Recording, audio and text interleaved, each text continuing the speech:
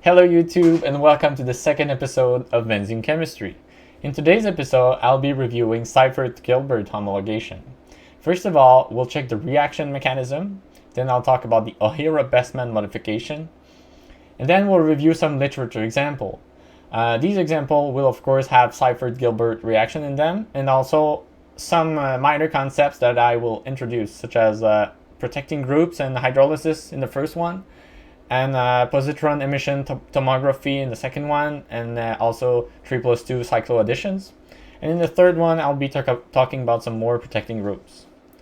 Then we'll see how to synthesize the Seyferth-Gilbert reagent itself by doing a trifluoroacetylation and a Diazo transfer, and I'll also review this mechanism as well. Then I prepared a synthesis exercise and I'll propose a synthesis for it. So let's go. Alright, so general approach to Seyferth-Gilbert's homologation would be that you start with a ketone with two different R substituents to it. You add the Seyferth-Gilbert's reagent, which is this molecule. Then you react this with third butoxide and THF at -78. And then you get an alkyne with R substituents that are at each end of it. Alright, so about the mechanism. So it starts off by a deprotonation of your Seyferth-Gilbert's reagent by third butoxide. So you get this negative charge here. And this negative charge will react with the ketone itself, and you get this molecule. And now you're thinking, oh, this feels like a Wittig type of reaction because you got a negative charged oxygen next to a phosphorus. And yes, it does yield a four-membered cycle, just like the Wittig reaction. So this happens, the oxygen attacks the phosphorus, and you get this negative charge on the oxygen on the phosphorus.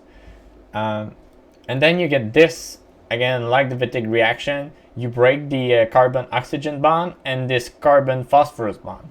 So you can get out this molecule and throw it out somehow, and you create a double bond between the carbon that has the diazo and the carbon that has the two R substituents. So you get this molecule. Alright, so here's where it gets different from a Wittig type of reaction. So you have this diazo near to the alkene that you just formed, and this diazo can react to form a single bond here, and then they all have their octet and they're all satisfied in this way. But you have a negative charge on the carbon. So a way to eliminate this is for the dinitrogen to leave the molecule. And like in the last video, dinitrogen is an awesome leaving group because you can gas it out, and it's a gas, so when it's out of the solution, it's gone. So you get this kind of molecule because the carbon had a negative charge, and now you're creating an empty orbital. So you create a carbene. So you get this, and you can also see it this way. So it has an empty orbital and also a full orbital. So it's overall it's a neutral charge, zero charge, but it's a highly reactive species. And you get this equilibrium between the singlet and triplet state, because you can have either 2 electrons in one of the orbitals and 0 in the other, or 1 in both of them. So that's a triplet state, and this is a singlet state. And yeah, in this case, it's the singlet state, that will react. So the negative charge, the doublet here, will create a triple bond between the carbon and the other carbon, and one of the groups, the R groups, will switch sides. So you get this alkyne. Alright, so now that we've seen the general Seyferth-Gilbert's reaction, let's look into the Ohira-Bestmann modification. This modification has been brought since with aldehydes, even more so than with ketones, you can have an enolization happening. So when you make it react with third butoxide, it could create an enol group, and this enol group could attack an electrophile. So that could cause some problems. So that's why they made this modification to the original Seyferth-Gilbert's homologation. And they made this reagent, so the Ohira-Bestmann's reagent. So the difference is that you have a ketone here, or well, you have a carbonyl. Yeah, so it's called the 1-diazo 2-oxopropyl phosphonate. So Also, it's in less harsh conditions when you work with this one, because you can use K2, potassium carbonate, which is a pKa of 10.25 versus the pKa of 17 of third butoxide, which is a much harder base.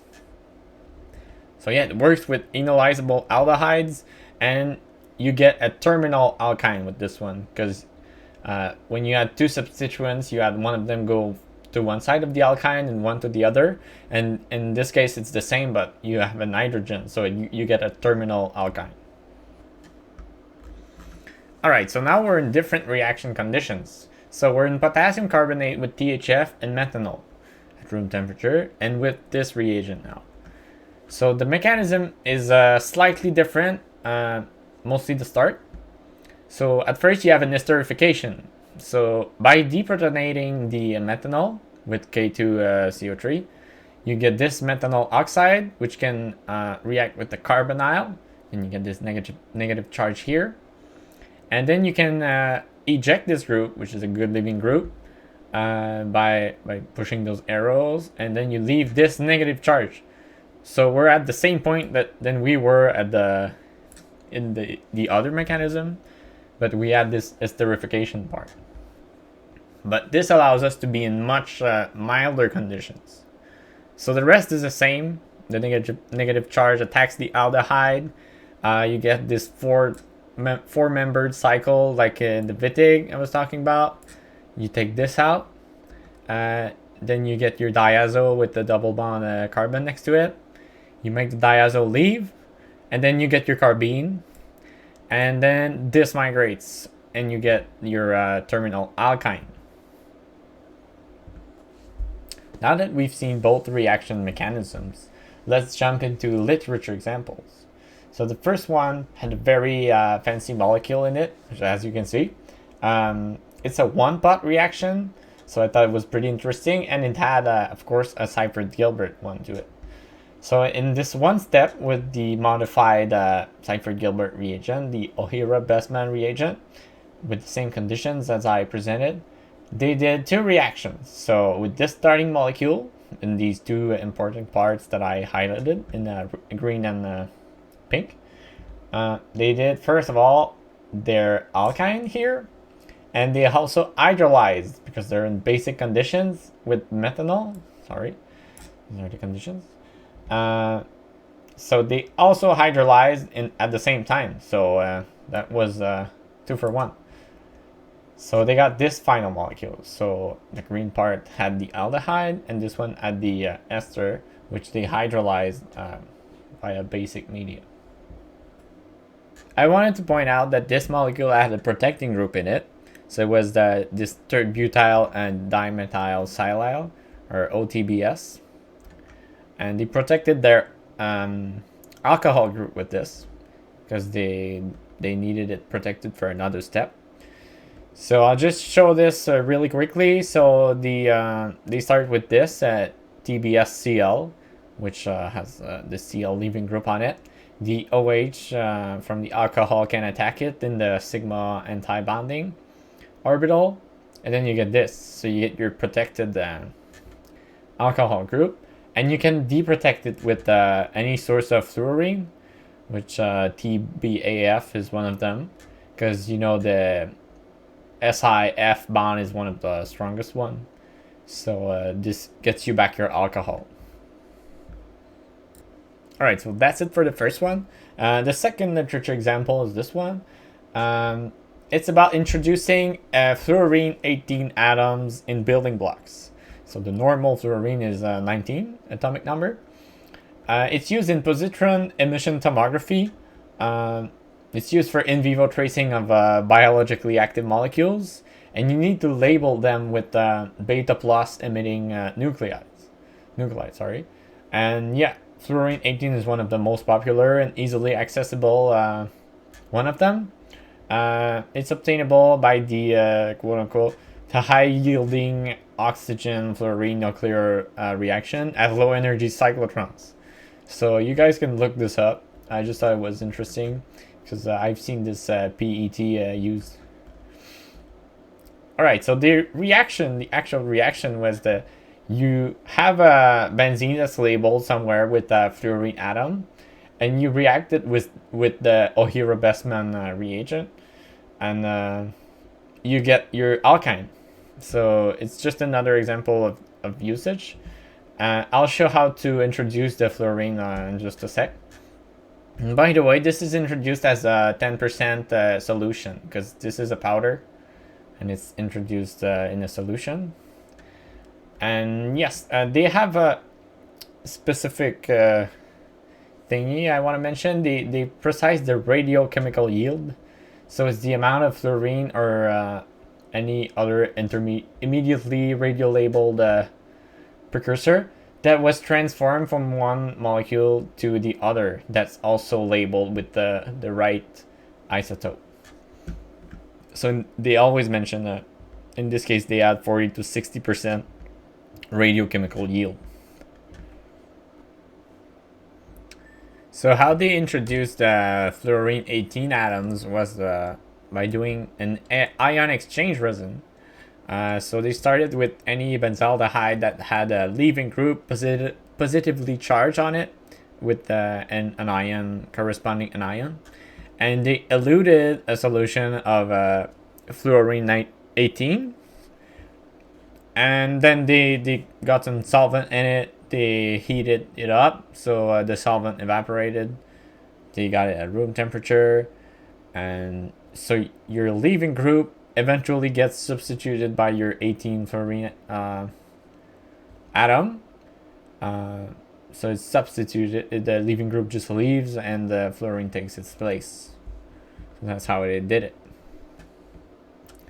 Alright, so what was actually interesting in this one, other than the labeling itself, was what they did with it. So I thought a cool reaction I'd like to quickly present was they did cycloadditions with different 1,3 dipoles, such as this cyclic nitrone.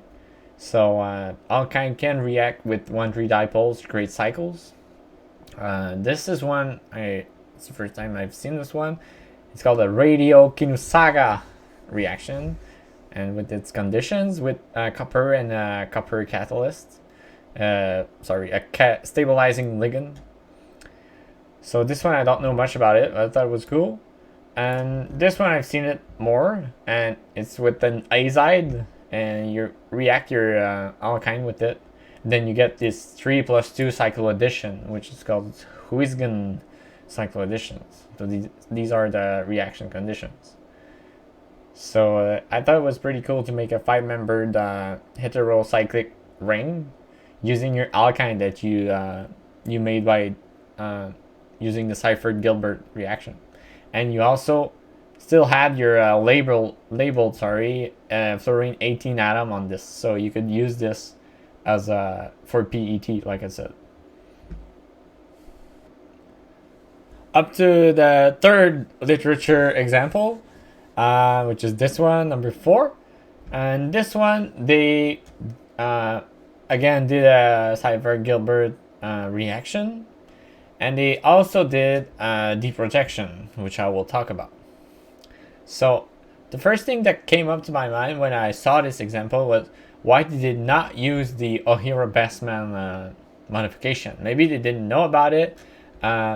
This article got published in 1997, and the Ohira-Bestmann was like these dates.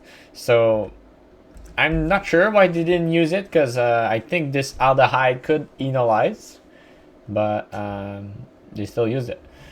So let's check what they did. They got this aldehyde in purple. They took the normal Seyferth-Gilbert reaction conditions with third butoxide.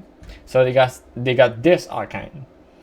And after this step, they added para-toluene sulfonyl acid, which is a very strong acid, but it's in catalytic amounts, because you don't want to hydrolyze the ester here. You only want to deprotect your THP. So that's what they did. They did 2 reactions there, and I'll talk about what they did with the protector groups. So here you have your TIPSO again, your TIPSO, yeah. So triazopropyl ether. So it's this one. And like I said, you can deprotect it with a fluorine source. And you have your THP, with which they deprotected with this acid. So THP is tetrahydropyrin, which is this. And normally you protect it with tetrahydropyranyl. Here's the reference, number 7. So normally you have this this group with the enol ether, which is this, with an alkene next to an ether. Then this can attack because this oxygen still has the octet, so he's fine. And this can happen, and the alkene attacks the hydrogen. And then you have these resonance forms, and your alcohol will attack this positive charge and create this molecule, which is now a protected, this is the protection, a protected alcohol. And when you want to deprotect this one, you do the same thing. You put that they did. You put a catalytic amount of acid, so you get your source of H3O plus, and your oxygen here grabs the hydrogen and creates a positive charge. So your new alcohol, that you're going to be putting in, will attack the site, and you get to switch them. So you get your new alcohol with the THP, and the alcohol you wanted to deprotect comes out. So in this case, it was this. You had the rest of your molecule here. Your protected alcohol, they added para-toluene sulfonyl acid in catalytic amounts with methanol. And yeah, they got out their desired molecule, and they switched the alcohols here. So that's it for the third literature example. Now we'll check out Seyferth-Gilbert's reagent synthesis. And by the way, sorry, this one I tried to experiment with colors. I think it's not the best result. I tried yellow.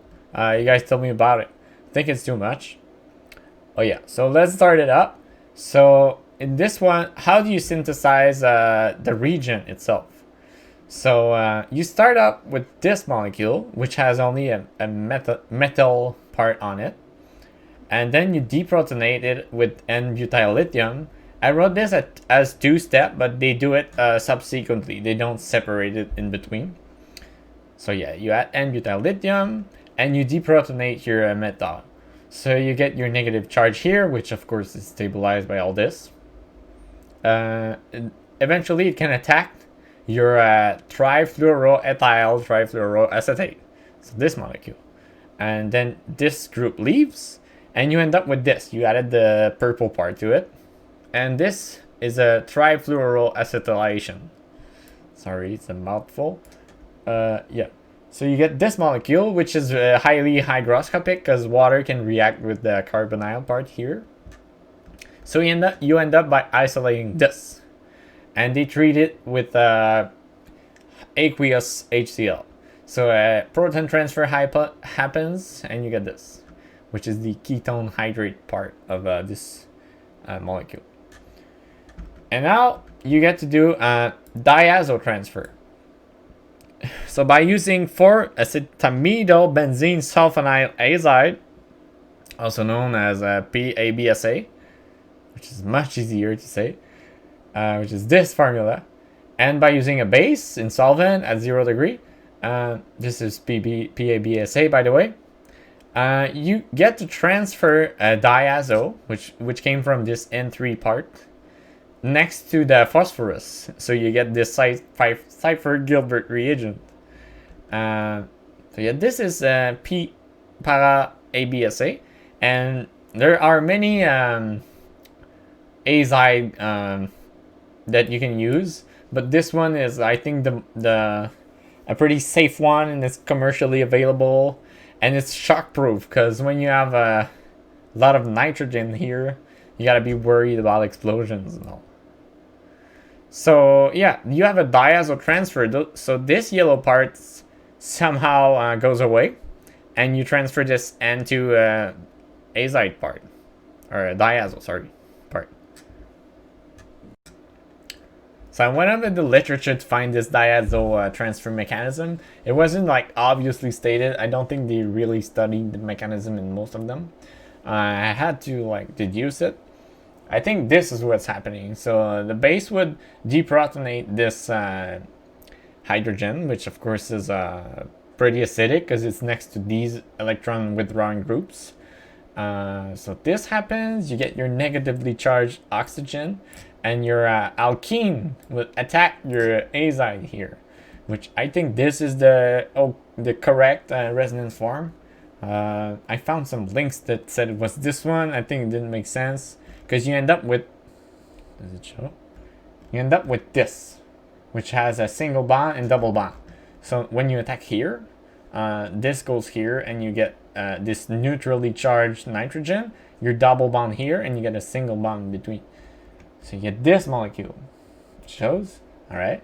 So now you still have your negative charge here, which was here all along.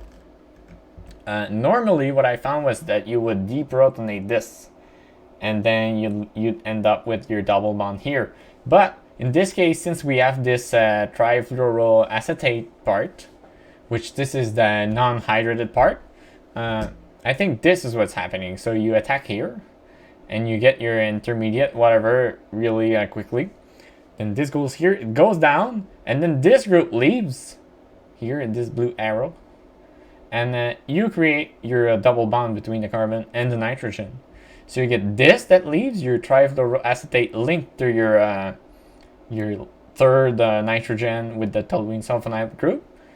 And you end up with this, which is what you wanted. So this is your diazo transfer. I think it was pretty cool to look this up. You can check these references. This one's about the azide. This is a mechanism proposal. This one was about the transfer itself, and this was about other examples where they got out. They did the trifluoroacetylation. And also related to episode 1, you can do a diazo transfer with this molecule, which is very similar to the one we've used in Shapiro's reaction without this one toluene sulfonyl. Yeah, NH2. Alright, so today's exercise is a bit different from the last one. I'm asking you guys to reach this target, which should be pretty easy if you listen to the video. I gave you a list of what you can use. You can only use those, so you can use any solvent, any base or acid, sodium ascorbate or copper sulfate, which should give you a big hint of one of the reactions you should use. And you got all these organic molecules that I want you to use to reach this target. So I need you guys to propose a synthesis to reach the target. So I'll let you guys pause the video. So I just realized maybe I should zoom in so you can have a closer look.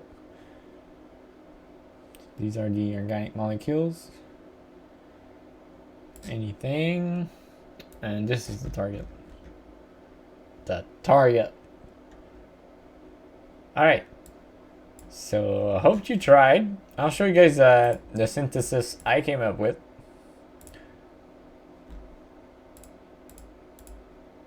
Which is this, my proposed answer. I'll zoom in.